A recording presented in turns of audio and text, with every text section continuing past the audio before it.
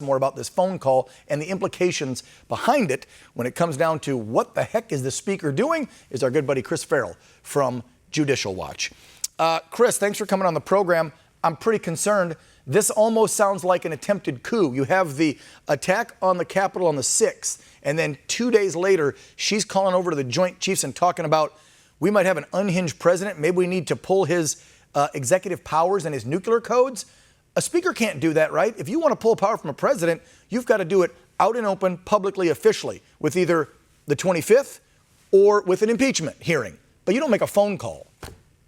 You are correct. The speaker has no role, no position whatsoever in the National Command Authority.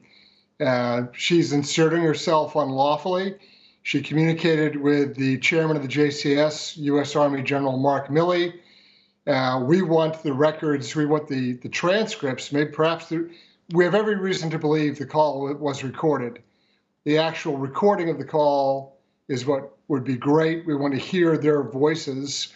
We certainly want a transcript. We know that a record was made. The Department of Defense has that record. We're going to go to court and get it.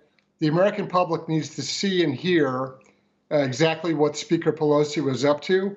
In my opinion, it was an unlawful act. I don't know why the chairman would even take a phone call from her. I guess out of courtesy, because obviously she's a senior person in the government. But the nature of the call, what she asked for, and frankly, how he responded, what his answers are going to be very telling. Just remember, every general in the Pentagon is essentially an Obama general, right? They came up from being senior field grade officers, colonels, and ascended into flag officer rank, general or admiral, during the 8 years of Obama.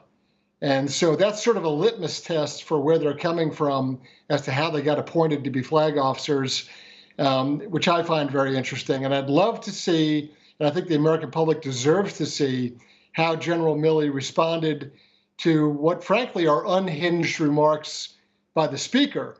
I mean, she has some gall making allegations about the stability of the president when she dreams up this crazy scheme to insert herself into the National Military Command Authority. Yeah, I remember after President Trump was tested positive for COVID, went to the hospital and all that, she was making public statements to that, like, oh, you know, maybe the steroids are affecting him and he's not in his right mind and unhinged.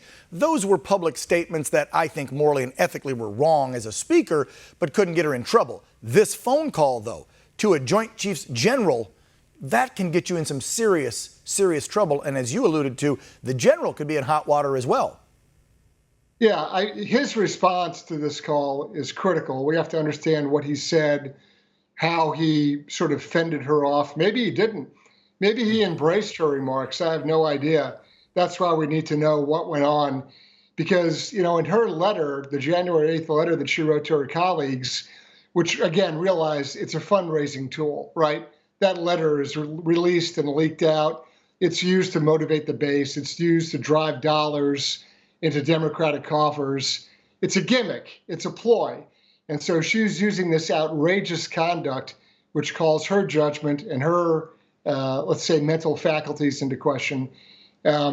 She's using that as a ploy and a technique and raising very serious questions about what the National Military Command structure and authority is like, and how General Milley responded to her outrageous commentary. Yeah, and we've seen some press conferences with her and some statements she's made where I do question her sanity. I'm sorry to say that. I'm not trying to be flippant about it or funny about it. There's some questionable behavior on the speaker's part as well. Now, how did this all come about? You guys got a hold of this letter, somebody sent it to you, and that's what sparked your interest and said, hey, we, the American people, deserve to see the transcript or hear the audio recording. There's got to be some sort of documentation on this official phone call, right? So give me the background on how we got to this point.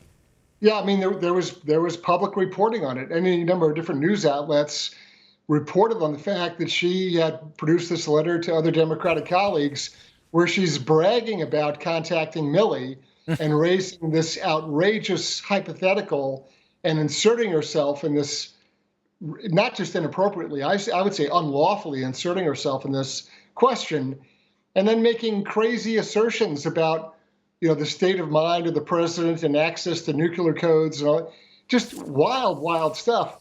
So when we saw it, we said, look, there's got to be a record of this, and nobody in the country is better at getting records than we are. And so we went after it, and we'll sue. We have sued to get it, and we will get the record because the public has a right to know what happened.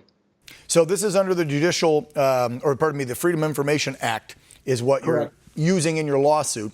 Typically, you do get these. That's what I'm worried about is, could they block this? Is there a chance you may not get it, or they just drag this out forever? How long does this typically take? This isn't you guys' first rodeo. Judicial Watch does this a lot to get documents that we, the American people, should have the right to see. So what are we expecting here, Chris, when we go, well, we might not know for a month, 6 months, what Auntie Nancy said to the general? You're correct. There's a lot of stall tactics, a lot of foot dragging, a lot of woe is me on the part of the government, how they're overburdened, et cetera, et cetera. I'd say give it 3 months. Wow. Okay. I'm trying to be realistic. I don't want to overpromise and underdeliver. I think I'm certain we will get to the record, but it may take a few months.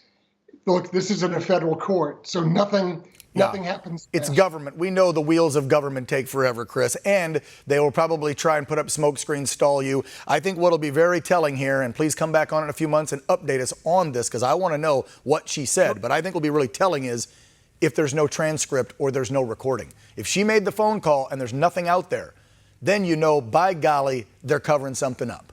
Because why wouldn't there be an official transcript? Yeah, when it goes down the memory hole and all of a sudden, something that she's proclaiming proudly happened, there's no record. That's further confirmation of how outrageously corrupt your federal government is. Well, I think Americans are finally waking up over the last year and just in the last 49 days and realizing how, pardon my French, everyone doesn't like it, damn corrupt our federal government is, and almost every agency out there has corruption in it. We used to think this was the shining city on the hill, and we would look to these men and women that put on their business suits and went there and told us things were going to be okay. We've got this. No, that's not the case. Patriots are awake. They know that there's corruption.